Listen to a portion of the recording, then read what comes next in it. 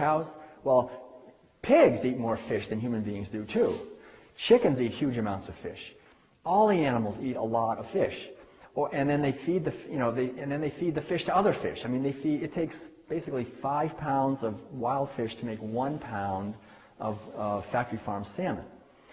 And so we have these ships with these nets that just take everything up, and they can sell it all because there's just an infinite demand for fish, because people are eating meat, and the fish are being used to fatten up the meat, the livestock.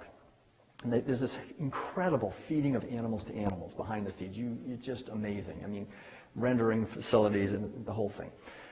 And I've been personally to fish, they call it aquaculture operations, factory farms for fish. And I've seen them outdoors, I've seen them indoors. The indoor ones, well, either one, it's like a gigantic swimming pool, somehow, either round or square or whatever.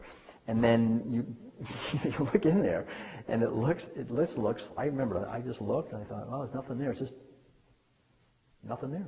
And then the water's just black, And then I kept looking, and then I realized it's like the fish are just packed in there. They're just packed in there, and you can't see them because the water is just totally filled with their feces. And they're swimming around in their feces, and then the workers come by and they dump antibiotics and whatever they can, chemicals to keep them alive, and then they just, at some point they rip them out of the water, they electrocute them, they eviscerate them, and people go, I'm eating my healthy fish, getting my omega-3s, and they have no idea. It's incredibly toxic and incredibly cruel. Fish are vertebrates. They've been on the planet longer than anyone. A lot of scientists are now saying that they have intelligence at the level of non-human primates, extremely sophisticated intelligence. And they're just being horribly abused. And we're really at the breaking point of the oceans. They're being completely overfished and devastated for an insatiable appetite that we have for fish to fatten up livestock and to eat. So it's really incumbent on us, I think, to understand what's going on with the oceans and spread the word. There's a chapter called Domination of the Feminine, which is kind of, in a way, that's sort of like the heart and soul of this whole thing in some ways.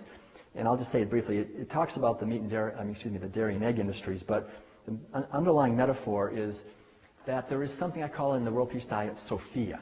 Sophia is the goddess of wisdom, the ancient Greek goddess of wisdom. And this is something, I believe, that dwells in everyone, men and women. We all have, I think, within us, Sophia, this inner wisdom that knows what we should respect, that life is to be respected, that life is sacred, that life is beautiful, that this life is a gift, that we're here to celebrate our life. This is Sophia, the compassion.